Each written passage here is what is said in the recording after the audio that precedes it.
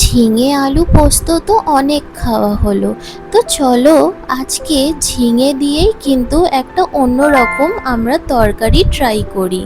তো বন্ধুরা, welcome back to my channel Payel tasty travels. আজকে কিন্তু তোমাদের জন্য ঝিঙে দিয়ে একটা সেরা তরকারির রেসিপি নিয়ে এসেছি।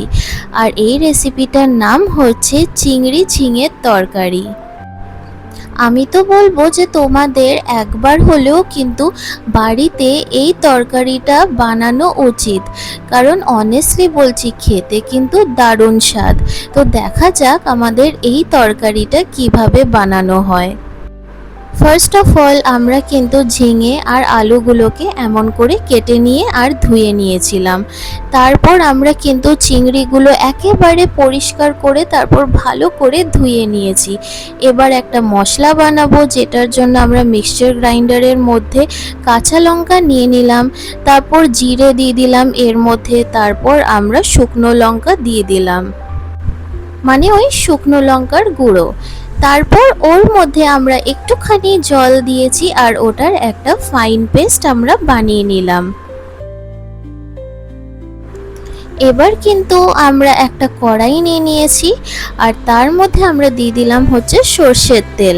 এবার সর্ষের তেলটা গরম হতেই আমরা কিন্তু ওর মধ্যে শুকনো লঙ্কা দিয়ে দিয়েছি। তারপর আমরা এর মধ্যে 5 ফোড়ন দিয়ে দিলাম। তারপর একটুখানি আমরা ওটাকে নাড়িয়ে চাড়িয়ে নিয়েছি। ভিডিওর প্রথমেই যে তোমাদেরকে দেখালাম যে আলুগুলোকে কেটে রেখেছিলাম, তো ওই আলুগুলো কিন্তু এর মধ্যে আমরা দিয়ে দেব। তারপর কিন্তু এটাকে আমাদেরকে ভেজে নিতে হবে, কিন্তু তার আগে আমরা এর মধ্যে একটুখানি হলুদ গুঁড়ো দিয়ে নেব। তারপর আমাদেরকে এটাকে ভালো করে নাড়িয়ে চাড়িয়ে নিতে হবে। একটুখানি ভাজা ভাজা হয়ে গেলে যে ঝিঙেগুলোকে আমরা কেটে রেখেছিলাম এর মধ্যে কিন্তু আমরা ওগুলো দিয়ে দেব।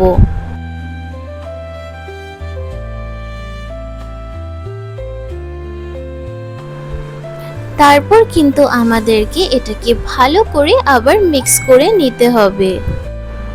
আর হ্যাঁ বন্ধুরা, এমন টাইপের যদি দারুণ দারুণ রেসিপিস তোমরা পেতে চাও, মানে যেগুলো হার্ডলি হয়তো 15 থেকে 20 মিনিটের মধ্যে হয়ে যায়, আর তো গরমকাল এসেই পড়লো, সে 40 ডিগ্রির মধ্যে কি আর সবসময় রান্নাঘরে পড়ে থাকতে ভালো লাগে? একটুখানি শর্টকাট ডিশ হলো, প্লাস খেতেও কিন্তু দারুণ হবে, মানে টেস্ট নিয়ে কোনো কম্প্রোমাইজ হবে না। অমনি টাইপের রেসিপি কার না খেতে ভালো লাগে, আর যেটা একেবারে সুবিধাও বানানো হয়ে যাবে। তো অমনি টাইপের রেসিপি পেতে হলে কিন্তু তোমাদেরকে এই চ্যানেলটা সাবস্ক্রাইব করে নিতে হবে, আর কিন্তু বেল আইকনটা প্রেস করে নিতে হবে। তাহলেই তো এমন টাইপের দারুণ দারুণ রেসিপিগুলো তোমাদের নোটিফিকেশনে পৌঁছে যাবে। এবার কামিং ব্যাক টু রেসিপি, আমরা কিন্তু এর মধ্যে টমেটো দিয়ে দিয়েছি। তারপর যে মিক্সচার গ্রাইন্ডারের মশলাটা আমরা তৈরি করেছিলাম ওটাও কিন্তু এর মধ্যে দিয়ে দিলাম। তারপর এর মধ্যে আমরা একটুখানি লবণ দিয়ে নিয়েছি, আর এর মধ্যে আমরা দিয়ে দিলাম হচ্ছে হলুদ গুঁড়ো। তারপর আবার এটা কিন্তু আমরা ভালো করে নাড়িয়ে চাড়িয়ে নিচ্ছি। ঝিঙে কিন্তু সিদ্ধ হতে একেবারে টাইম লাগে না, মানে খুবই একটা ডেলিকেট আর নরম ভেজিটেবল হয়, যেটার জন্য কিন্তু তাড়াতাড়ি এটা সিদ্ধ হয়ে যায়। তো এটা কিন্তু আমাদের ওই হার্ডলি 15 মিনিটসের মধ্যে কিন্তু টোটাল তরকারিটা রেডি হয়ে যায়। আর হ্যাঁ, খুন্তির সাহায্যে কিন্তু আমরা এমন করে টমেটোগুলোকে ভেঙে নেব, তারপর আবার ভালো করে মিক্স করে নেব। এবার যে প্রনগুলোকে আমরা ধুয়ে রেখেছিলাম, মানে চিংড়ি মাছগুলোকে যে ধুয়ে রেখেছিলাম এর মধ্যে কিন্তু আমরা দিয়ে দেব। তারপর আবার এটাকে কিন্তু আমাদেরকে ভালো করে মিক্স করে নিতে হবে।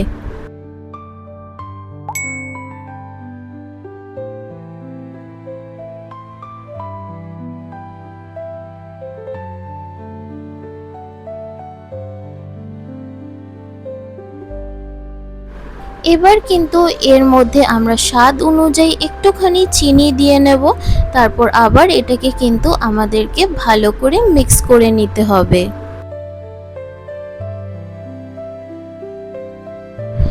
মিক্সচার গ্রাইন্ডারের মধ্যে যে বাদবাকি মশলা ছিল ওর মধ্যে একটুখানি আমরা জল দিয়ে পুরো মশলাটাই কিন্তু আমরা এর মধ্যে ঢেলে নিলাম। তারপর আবার এটাকে কিন্তু আমাদেরকে ভালো করে মিক্স করে নিতে হবে। তারপর কিছুক্ষণ আমরা এটাকে ঢাকা দিয়ে রাখবো, আর ঢাকা খুলতেই আমাদের এই তরকারিটা রেডি। এটা কিন্তু সত্যি খুবই দারুণ হয়। আমরা তো সবসময় ঝিঙে আলু পোস্ত তো আমরা ট্রাই করি, তো এইটা একেবারে একটুখানি নতুনত্ব, আর খেতেও কিন্তু খুবই দারুণ হয়। স্পেশালি তোমরা গরম গরম ভাত বলো কি রুটি দিয়ে বা লুচি পরোটা দিয়েও কিন্তু এটা ট্রাই করতেই পারো, খুবই ভালো লাগে খেতে। So if you like this recipe, then please do like and subscribe my channel and press the bell icon for more such amazing recipes. একটা ইম্পর্ট্যান্ট আপডেট, আরও কিন্তু দারুণ দারুণ সারপ্রাইজ রেসিপিস তোমাদের জন্য আসতে চলেছে, তো তোমরা কিন্তু এই চ্যানেলটা ফলো করতে ভুলবে না। And thank you for watching my video. আবার দেখা হবে তোমাদের সাথে এমনই সুন্দর ভিডিও নিয়ে। Bye everyone.